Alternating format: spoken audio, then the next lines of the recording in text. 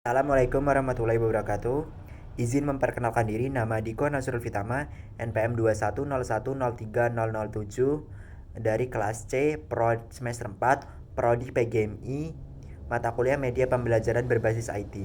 Di sini saya akan menjelaskan tentang konsep pembelajaran berbantuan komputer. Pengertian pembelajaran berbantuan komputer atau disingkat dengan PBK adalah suatu proses pembelajaran antara guru dengan peserta didik dengan menggunakan komputer sebagai suatu informasi atau alat bantu perantara untuk mencapai tujuan pembelajaran. Tujuan pembelajaran berbantuan komputer atau PBK adalah untuk mempermudah kegiatan pembelajaran sehingga materi-materi pembelajaran yang disampaikan oleh guru kepada peserta didik dapat tersampaikan dengan baik. Komputer juga dapat digunakan untuk mengelola kegiatan pembelajaran, misalnya untuk menginput nilai rapot, mencatat kehadiran peserta didik secara digital, dan lain sebagainya.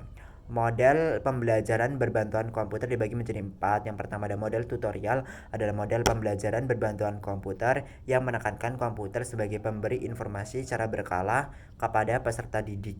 Yang kedua ada mode drill dan practice, adalah model pembelajaran berbantuan komputer dengan tujuan meningkatkan keaktifan peserta didik melalui latihan secara terus-menerus atau berkala untuk mendapatkan pengalaman bermakna.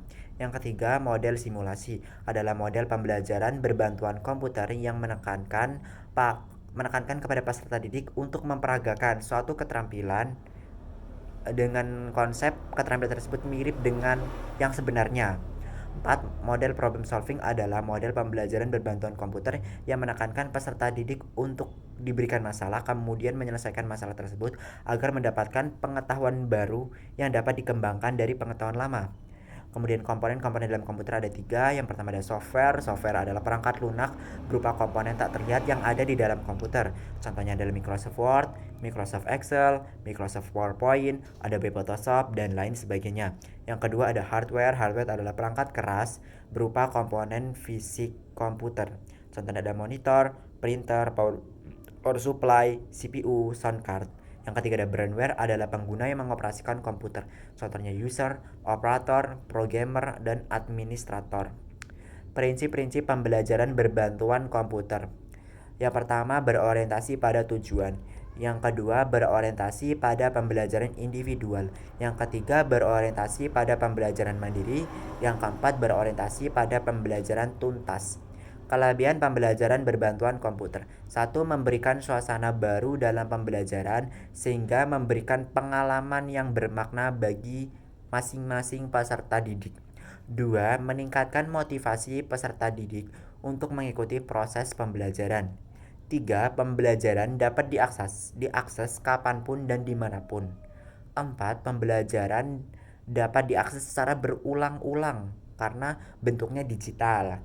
5. Mempermudah guru dalam mengelola kegiatan pembelajaran, misalnya menginput nilai rapat peserta didik dan lain sebagainya. 6. Meningkatkan kreativitas guru untuk selalu mengikuti perkembangan zaman.